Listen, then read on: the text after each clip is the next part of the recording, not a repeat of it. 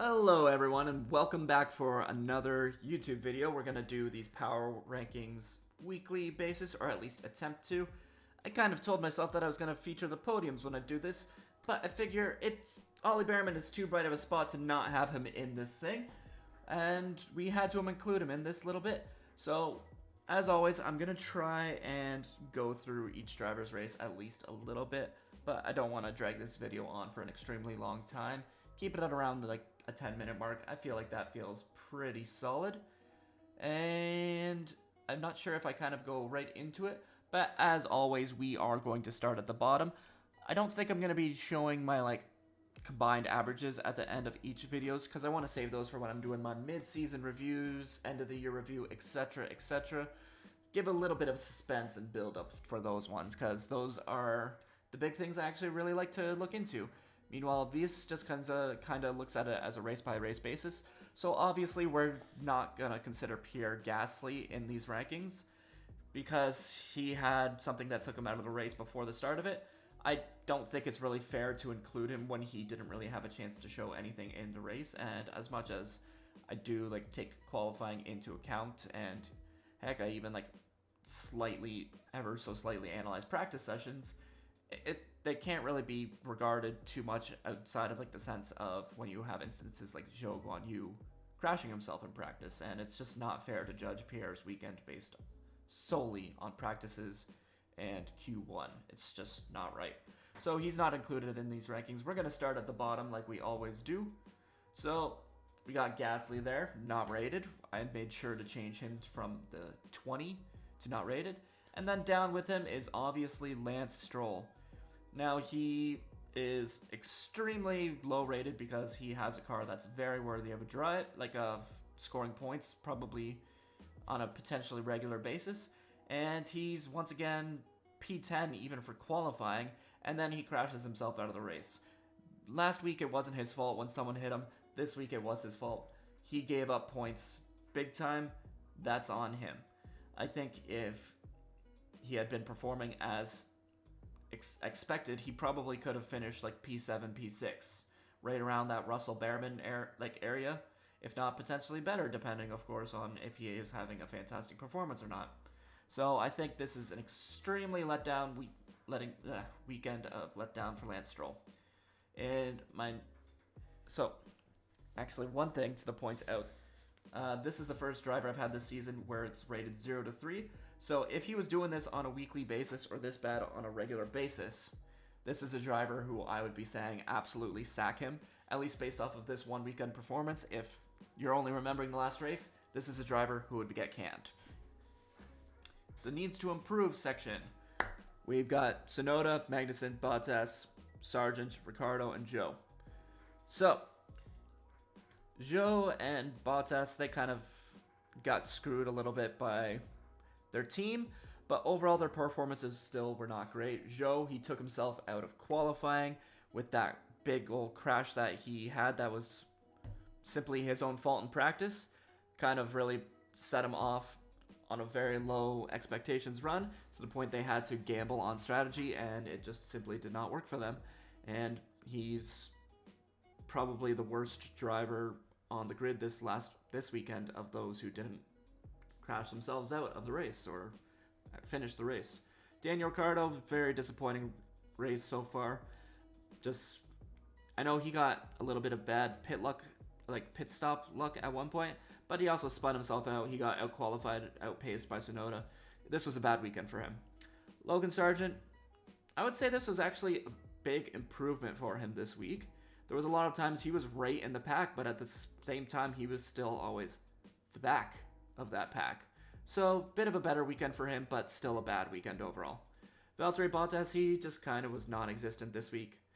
Did he get screwed by the pit stops, or was that Zhou this week? I can't even remember. I don't really remember watching Bottas. He's just kind of there. Kevin Magnussen, you know what? I gotta give credit where credit is due. He did a fantastic job holding up much of the field for his teammate, but the expectations are to be kind of more along the lines the similar pace as his teammate. No one's really ranking Nico Hulkenberg extremely high compared to Kevin Magnussen, but Nico easily outperformed him. I know Kevin could probably be credited with some of that, at least his defending, but overall, I still expect improvements for Kevin Magnussen. Yuki Tsunoda, great qualifying performance, absolutely disappears during the race. I don't know if RB are having like issues similar to Haas last season, where maybe there's some tire issues. That of course that'll develop, and we'll see more of it throughout the course of the year. But we need to see some improvement from Tsunoda. Good qualifying, but once again, similar to last weekend, his just was not very good in the race. He needs to improve. For my next category of drivers who I consider to be solid, probably in the midfield of all of these drivers here. So I put Hülkenberg, Hamilton, Ocon, Albon, and Ollie Behrman. I know what a lot of people are probably going to say. It's a bit low for Ollie Behrman, but my ranking system, it simply does not account for rookies in their first drive ever. We're using math, we're using numbers, and I still have to formally analyze it, as this is the second best car on the grid. Any driver in that team should be relatively competing for podiums. So his rankings overall is still very good. He still easily, in my opinion, outperformed very quality drivers. Anyone who's below him: Ocon, Tsunoda, Magnussen, Bottas, Ricciardo, Zhou, Stroll, Gasly, all extremely respectable drivers. Count Gasly out of that, we're not rating him this week. But this is still an extremely good drive from him. I'm not trying to take that away at all. It's just analytically, when you're looking at a car that should be competing for P3, P4, to be finishing P7 and qualifying, not making it to Q3, you kind of have to downgrade it a little bit. It is what it is. Looking at the rest of the drivers, Nico Hülkenberg, fantastic. Had a lot of bad luck in qualifying with whatever his power situation was, but that wasn't his fault. He did very good in the race, thanks to a little bit of help from Magnussen and safety cars and strategy and all that, but he made it work. Amazing credit to him to finish with that 1 point. Alexander Albon, bit like a slow start, but once he got some clean air, he was pretty decent. He was pretty decent, and I think the one thing that kind of really boosted him up a little bit was the fact that he just continues to easily outperform Sargent in every category possible. Esteban Ocon, you know what, for Alpine being as garbage of a car as they are, he had himself a pretty good race. Obviously, it's not up to what he wants, up to what the team wants, but what else can you do? He's doing what he can in that car, and I think that's worthy of credit. Lewis Hamilton, the team made a bold strategy choice with him. It didn't work, but at the same time, he's still getting outpaced, both in qualifying and the race, by his teammate right now. He needs to pick it up for P10. Now for the category of drivers who had themselves a great race, in my opinion. Piastri, Alonso, Russell, Perez, and Norris. So I know we're going to be looking at Perez again right away. That's always a little bit questionable when the driver finishes P2 to be ranked, P6 in a ratings-based system. Once again, as he's in the top car, he should be at least a little bit more on pace with Max. It's crazy how far behind he is. Granted, a bit closer this week. He was better this week than he was last week. I think that's why I had him P8 last week or something like that in my rankings.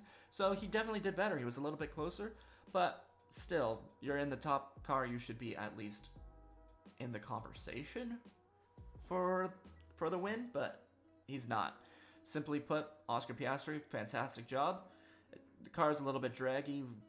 Ideally, maybe could have done better if he wasn't being held back by Hamilton for so long, but I think he finished as good as he possibly could have with that car. Same goes for Alonso, Russell, and then Norris with a pretty good recovery drive. I just realized one of my slides later who I put Norris there, where it absolutely should not have been Norris. It probably should have been Hülkenberg, but we'll come back to that later. Basically, all these drivers pretty much did as good as you could have asked them to be. Not really much else to say on that. And then, of course, my final top two drivers is kind of pretty obvious at this point. Max Verstappen absolutely dominated the weekend. There's no really contending it. Won the top rating possible. is actually slightly above 10. To get 9.95 out of 10 is basically almost a perfect weekend for him. He can't really do much more than that. And then same goes for Leclerc, actually.